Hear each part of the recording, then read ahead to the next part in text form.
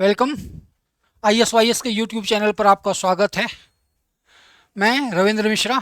आज हम लोग बात करेंगे अशोक की अहिंसा की नीति पर और ये समझने की कोशिश करेंगे कि अशोक ने अहिंसा की नीति कलिंग के विजय के बाद क्यों उसको अपनी राजनीति के साथ जोड़कर एक नए तरह की नीति के तौर पर उसे स्वीकार किया और करवाने की कोशिश की। तो आइए हम लोग अपनी बात शुरू करते हैं।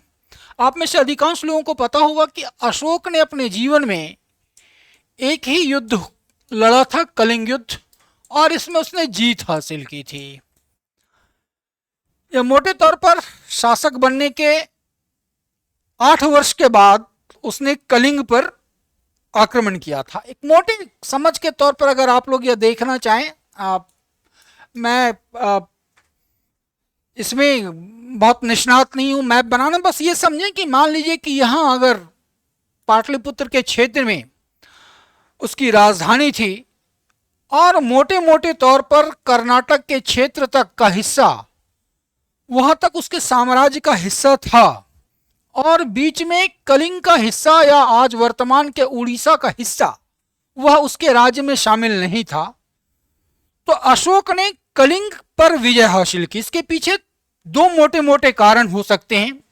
एक तो चूंकि सुदूर पश्चिमोत्तर के क्षेत्र, जिसे आज की तारीख में हम लोग अफगानिस्तान पाकिस्तान के इलाके कहते हैं, वर्तमान भारत के सुदूर दक्षिण के तमिलनाडु केरल वगैरह के हिस्सों को छोड़कर लगभग समूचे भारतीय उपमहाद्वीप, जिसमें आज का भारत, पाकिस्तान और बांग्लादेश शामिल है, केवल इन हिस्सों को छोड़कर, और सुदूर अफगानिस्तान तक के क्षेत्र वह अशोक के शासन में थे।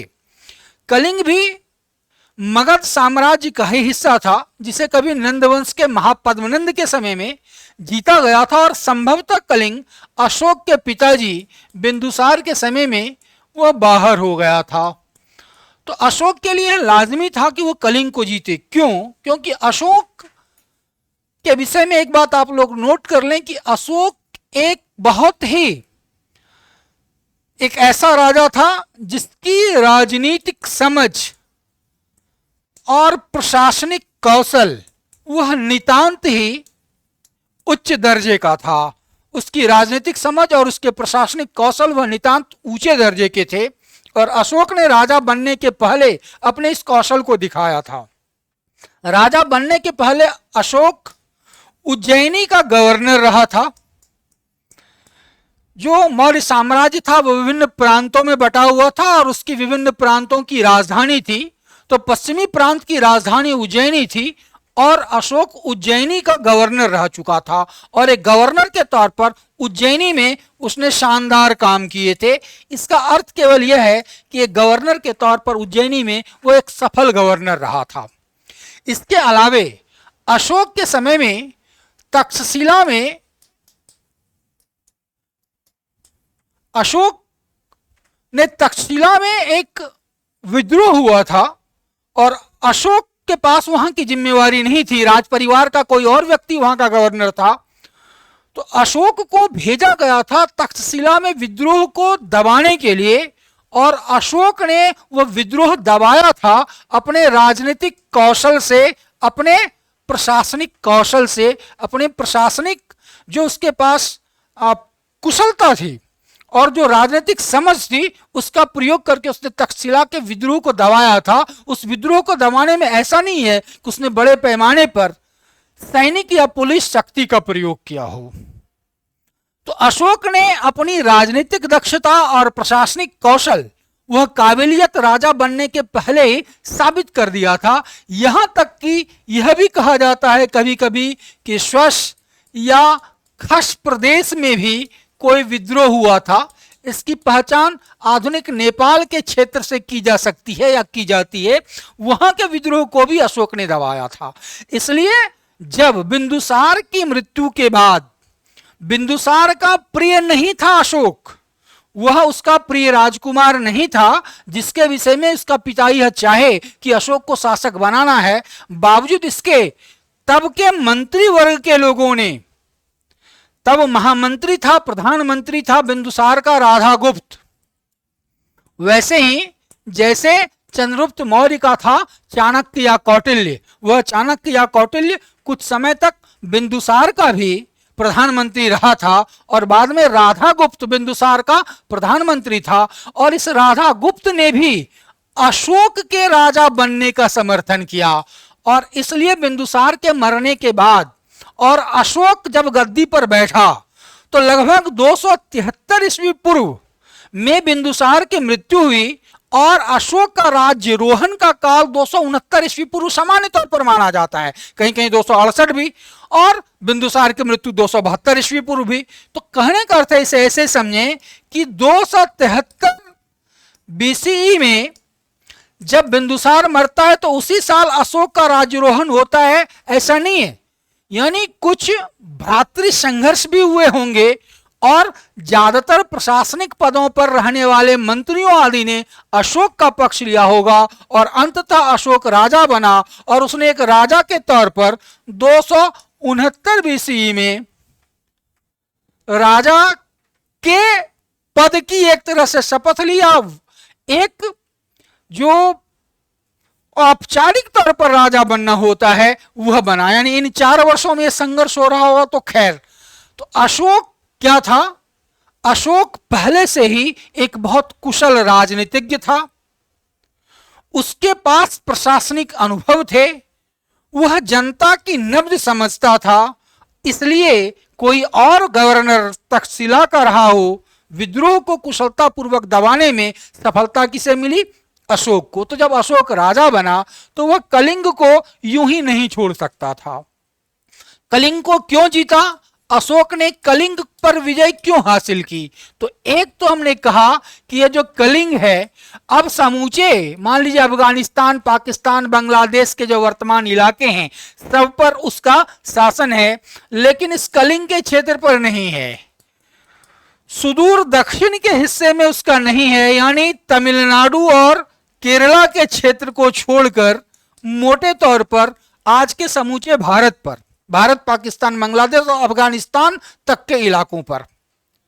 तो जाहिर सी बात है कि कर्नाटक तक उसका राज्य है, आंध्र, तेलंगाना, कर्नाटक के हिस्से तक उसका राज्य है, गुजरात, महाराष्ट्र में उसका राज्य है। तो यह जो एक छोटा सा हिस्सा है कलिंग, अगर वह स्वतंत्र होता तो अशोक के लिए चुनौती थी।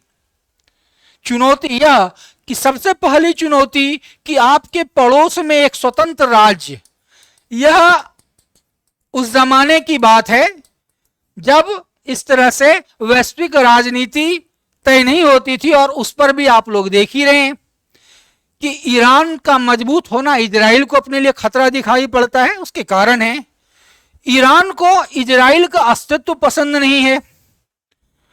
नाटो में मिलने की कोशिश करता हुआ कोई देश, वह रूस को पसंद नहीं आता। मैं यूक्रेन की बात कर रहा हूं और उस पर हमले होते हैं। यूक्रेन अपने अस्तित्व के लिए दूसरे तरह के तर्क देता है। तो ये चीजें आज भी, जबकि एक वैश्विक राजनीति, वैश्विक संस्थाएं बनी हुई हैं, उसके बावजूद भी प्रत्येक देश के लिए उसका पड़ोसी एक खतरा है। हमें कहने की जरूरत नहीं, हम बहुत खतरनाक पड़ोसियों से घिरे हुए हैं। तो जाहिर सी बात है कि अशोक को यह महसूस हुआ कि पड़ोस में एक स्वतंत्र और एक शक्तिशाली, जो स्वतंत्र हो गया वह जाहिर है कि मगध जैसे साम्राज्य से स्वतंत्र हो गया तो वह जाहिर है शक्तिशाली होगा।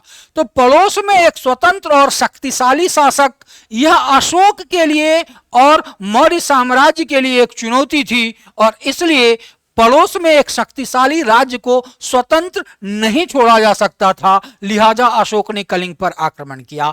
एक कारण। नंबर 2 कि यह जो कलिंग था, इस पर अगर कब्जा होता, यह भी मौर्य साम्राज्य का क्षेत्र रहता, तो दक्षिण भारत के कर्नाटक तक के क्षेत्र में जो अशोक का मौर्य साम्राज्य था वहां तक जाने के लिए एक तो यह होता कि जो जमीनी रास्ता है वह हासिल होता, यानी भूमि मार्ग से दक्षिण भारत तक पहुंचने का एक रास्ता जो किसी स्वतंत्र राज्य से होकर नहीं गुजरना पड़ता।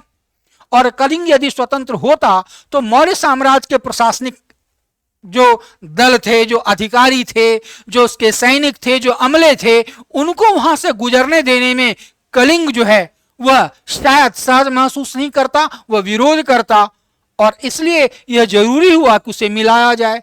इसी के साथ तीसरा कि कलिंग पर इधर से अगर नियंत्रण करते तो पूर्व के क्षेत्र में समुद्र तक, आप गौर से देखेंगे कि पूर्वी क्षेत्र में समुद्र तक मौर्यों की पहुंच नहीं है, क्योंकि उड़ीसा या कलिंग का क्षेत्र वह मौर्यों के अधीन नहीं था, और समुद्र के जरिए, इस जल के जरिए यह एक तो जल परिवहन और उसके जरिए व्यापार, यह एक बहुत बड़ी बात थी। मौर्य काल के विषय में कौटिल्य ने अर्थशास्त्र में यह बात लिखी है कि समुद्री मार्ग का व्यापार थोड़ा खतरनाक है, यानी उसमें रिस्क है, लेकिन बड़ा गेन है। यानी समुद्र के रास्ते से अगर व्यापार किया जाए, जो जमीन के रास्ते से स्थल मार्ग जिसे कहते हैं, इस स्थल मार्ग से वह व्यापार करना या व्यापारी काफिले के साथ जाना थोड़ा कम खतरनाक है, थोड़े कम रिस्क है। समुद्र के मार्ग से थोड़ा रिस्क है, लेकिन उसमें गेन ज्यादा है, वह व्यापार ज्यादा लाभदायी है। आप समझ सकते हैं कि यूरोपियनों के लिए भी अगर भारत तक पहुंचने का आधुनिक काल में वह रास्ता, मान लीजिए कि मध्य और पश्चिम एशिया की तरफ से तुर्कों के वहां काबिज रहने के चलते थोड़ा मुश्किल था, तो वो समुद्री रास्ता खोज रहे थे। और समुद्री रास्ता केवल इसलिए नहीं खोज रहे थे, इसलिए भी खोज रहे थे कि वह व्यापार परिवहन सुगम होता है। उसमें अगर थोड़े से रिस्क हैं तो कमाई ज्यादा होती है, क्योंकि परिवहन की लागत कम हो जाती है, और लागत जहां कम होती है वहां व्यापार में ज्यादा लाभ होता है। अगर गुजरात या तमिलनाडु आदि में वहीं के लोग वहां लेबर का काम करेंगे तो शायद वह ज्यादा रुपये मांगते हैं, और पूर्वांचल या बिहार झारखंड के जो लेबर हैं वह कम पैसों में उपलब्ध हो जाते हैं। पंजाब के कृषि के कामों के लिए भी एक सिंपल ही समझें तो क्या होता है कि वहां के उद्योग के लिए या कृषि के लिए वह लागत कम हो जाती है, लिहाजा क्या होता है कि वह चाहते हैं कि पूर्वांचल, बिहार, झारखंड आदि के सस्ते मजदूर हमें उपलब्ध हों। तो जाहिर सी बात है कि अगर समुद्र के रास्ते व्यापारिक मार्ग, जो समुद्र के रास्ते व्यापारिक मार्ग, उसका अनुसरण किया जाता तो वह जल परिवहन के जरिए किया जाने वाला व्यापार ज्यादा लाभदायी था, ऐसा हमें चाणक्य भी बताता है। तो समुद्र के रास्ते व्यापार मार्ग भी कलिंग के लिए रुकावट थी, तो इसलिए समुद्री व्यापार मार्ग के लिए भी यह जरूरी था कि अशोक कलिंग को अपने साम्राज्य में मिला ले, और इन्हीं कारणों से अशोक ने 261-62 ईस्वी पूर्व में कलिंग पर आक्रमण करके उसे मिला लिया। अब एक मोटी मोटी बात यह होती कि कलिंग की लड़ाई लगभग 2 वर्षों तक चली, खूब खून बहे, लाखों लोग मारे गए, बेघर हुए, तमाम तरह की बातें। और उसके बाद अशोक ने कलिंग के युद्ध के चलते उसे जो पश्चाताप हुआ, उस पश्चाताप के चलते उसने अहिंसा की नीति का पालन शुरू कर दिया। यह तर्क है, और यह कुछ हद तक सही हो सकता है। यह पूर्णतः इसे मान लेना एक राजनीतिक प्रशासनिक कौशल वाले व्यक्ति के राजनीतिक प्रशासनिक कौशल की अनदेखी करके किसी एक घटना को उसे विशेष संदर्भ में जोड़ देना।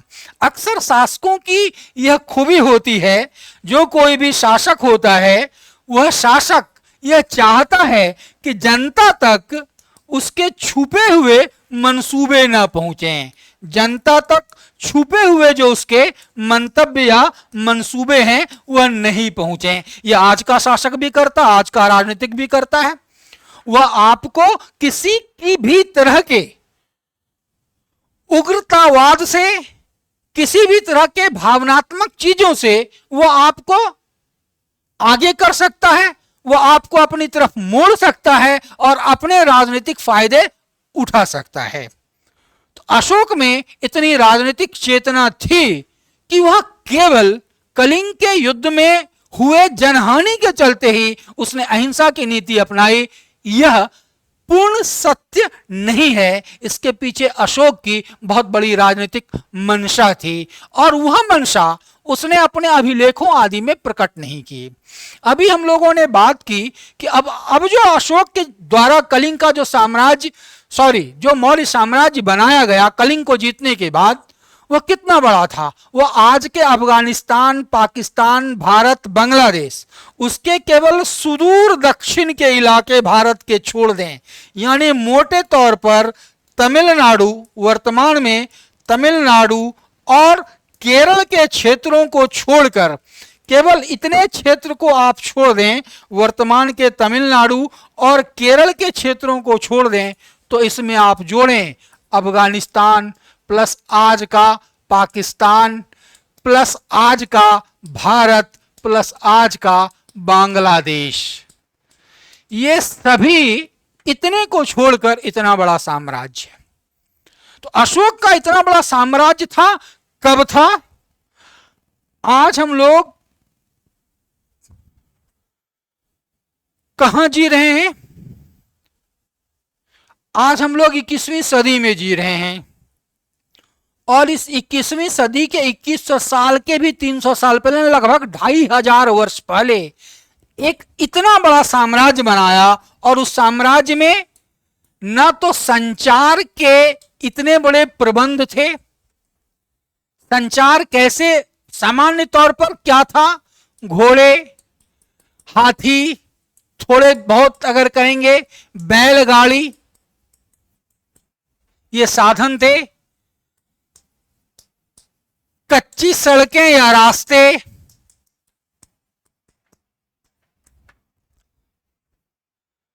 बहुत चुनौतीपूर्ण दुरूह और दुर्गम मार्ग, और इतने दुर्गम मार्ग होने के बावजूद इतना बड़ा साम्राज्य, जो आज भी एक देश नहीं है। मोटे तौर पर आप देख ही रहे हैं कि 3-4 देश तो हैं ही हैं, और अपने देश का कुछ केवल नीचे का हिस्सा दक्षिण, सुदूर दक्षिण का, वह नहीं था। उनसे उसने पड़ोसियों के अच्छे संबंध स्थापित किए।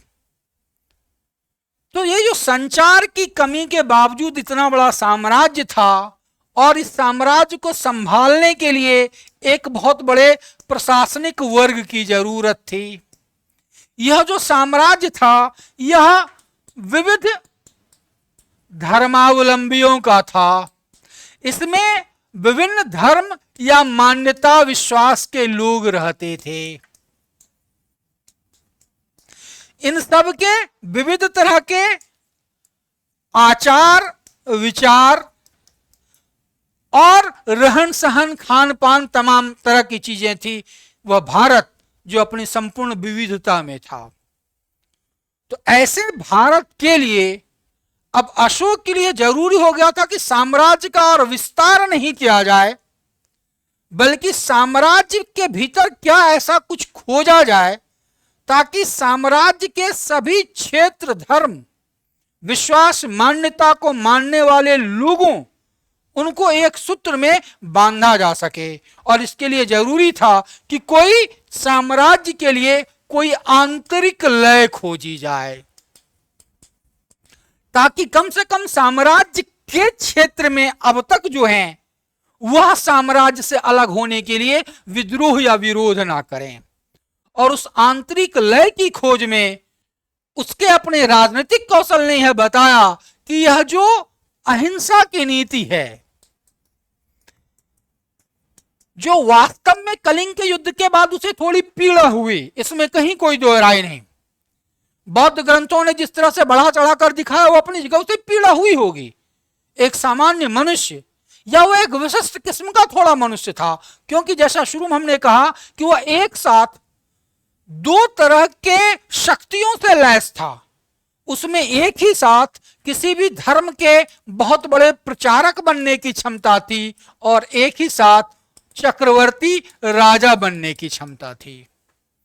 अशोक में एक ही साथ एक धर्म प्रचारक और उतनी ही तेजी से, उतनी ही शक्ति से एक चक्रवर्ती राजा बनने की क्षमता थी। ये दो क्षमताएं उसके भीतर थी, और उन दोनों क्षमताओं को जो उसने पहचाना, उन दोनों क्षमताओं को एक दूसरे से मिला दिया, उसका अंतर्लयन किया, और उसने अपने साम्राज्य के लिए एक ऐसी नीति खोज निकाली जिससे साम्राज्य के लोगों में उसकी एकात्मकता के लिए एक आंतरिक लय पैदा हो सके, जिसमें साम्राज्य के लोग अपने आप को अलग महसूस नहीं करके एक तीसरी सत्ता या तीसरी भावना, उसके लिए अपने आप को एक सामूहिक भाव से गठित होता हुआ या हुआ महसूस करें।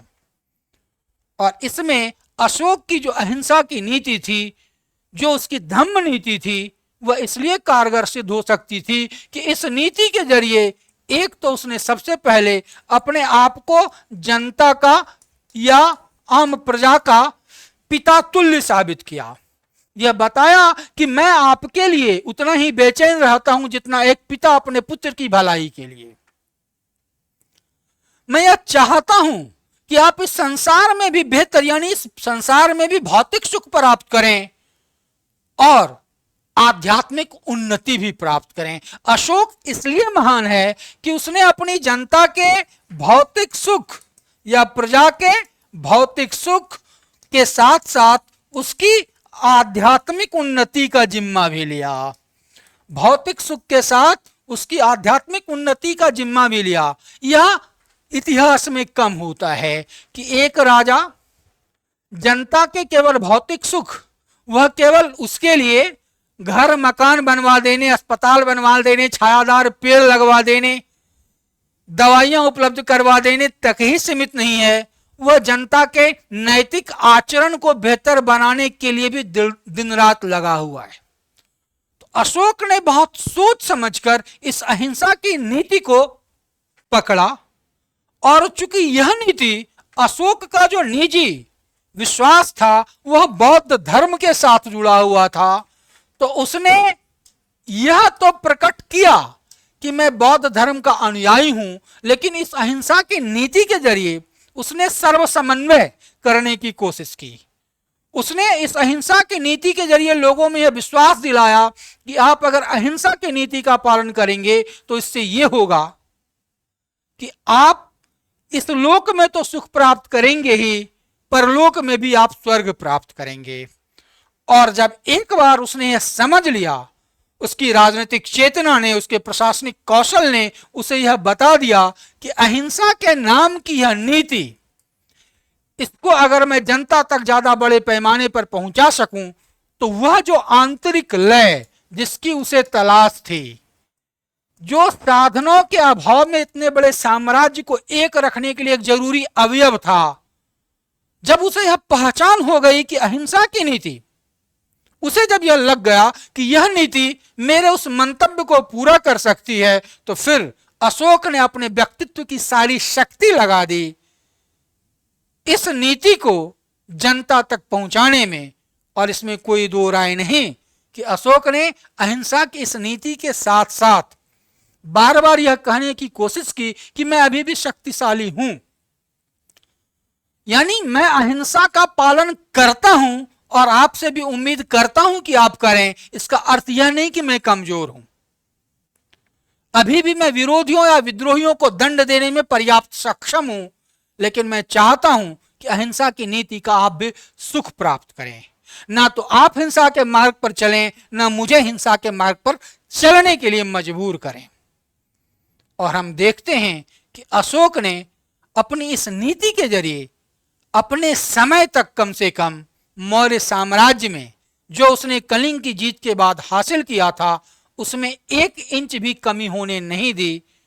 और अशोक के समय में किसी भी तरह के विरोध, विद्रोह या कुछ ऐसी चीजें जो इस पैमाने पर दिखाई पड़े कि आम जनता अशोक के नीतियों से कहीं ना कहीं वाबस्ता नहीं थी, उसके साथ अपने आप को जुड़ा हुआ महसूस नहीं करती थी, ऐसा हमें देखने को नहीं मिलता।